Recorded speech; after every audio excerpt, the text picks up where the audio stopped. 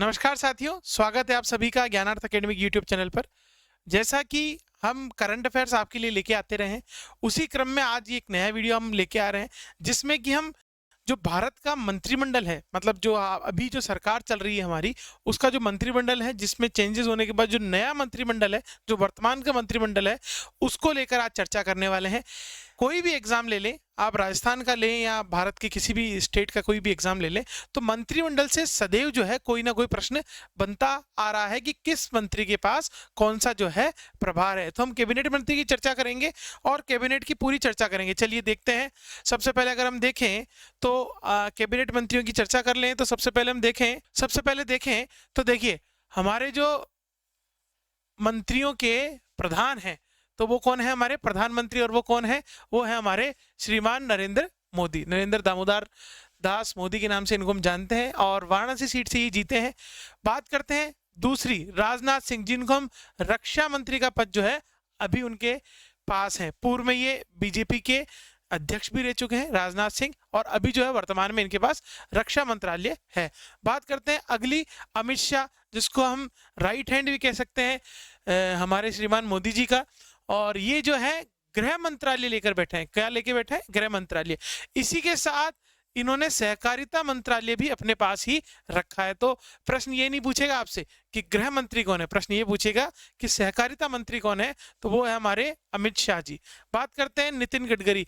इन लोगों को आप अगर सोशल मीडिया पे है तो निश्चित रूप से किसी न किसी रील, किसी न किसी वीडियो में नितिन गडकरी जी को जरूर देखा होगा।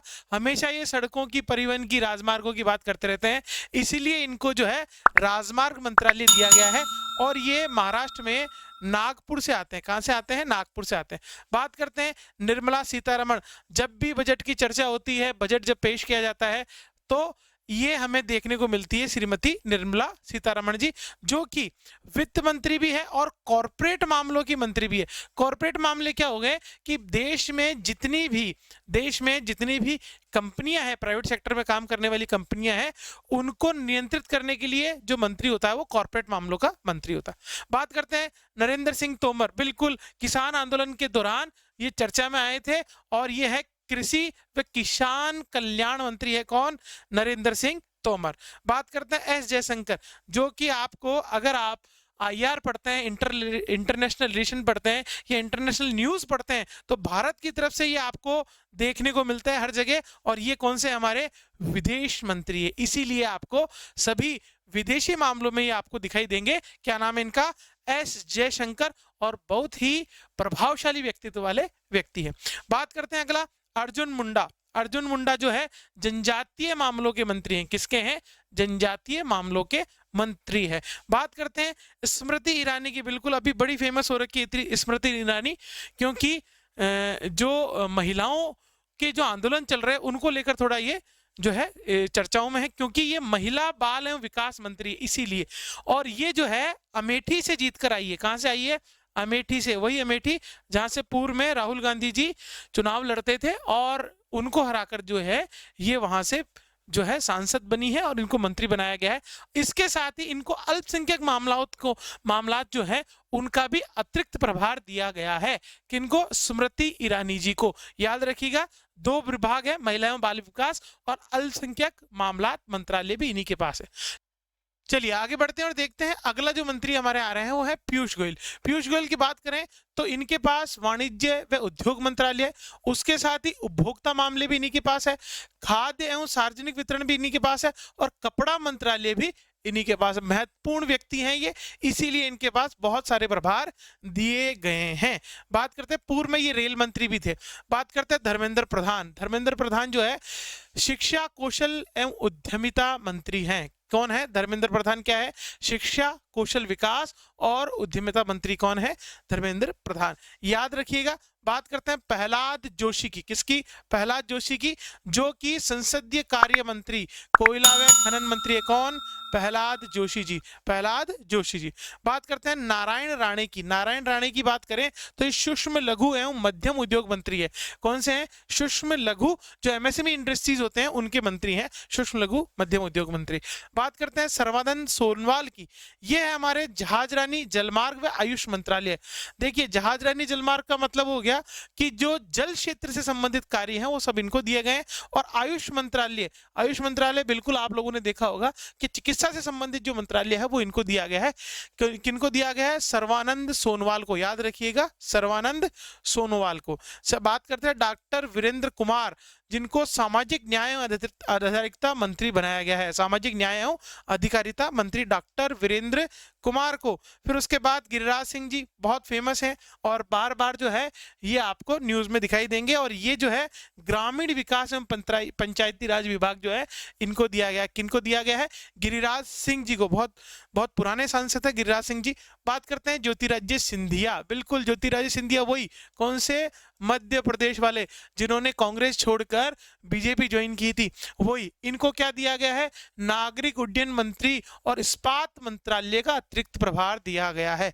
जो वायुयान या हवाई अड्डों से संबंधित जो भी कार्य हैं वो नागरिक उड्डयन विभाग के अंतर्गत आते हैं, वो इनको दिया गया है। किनको?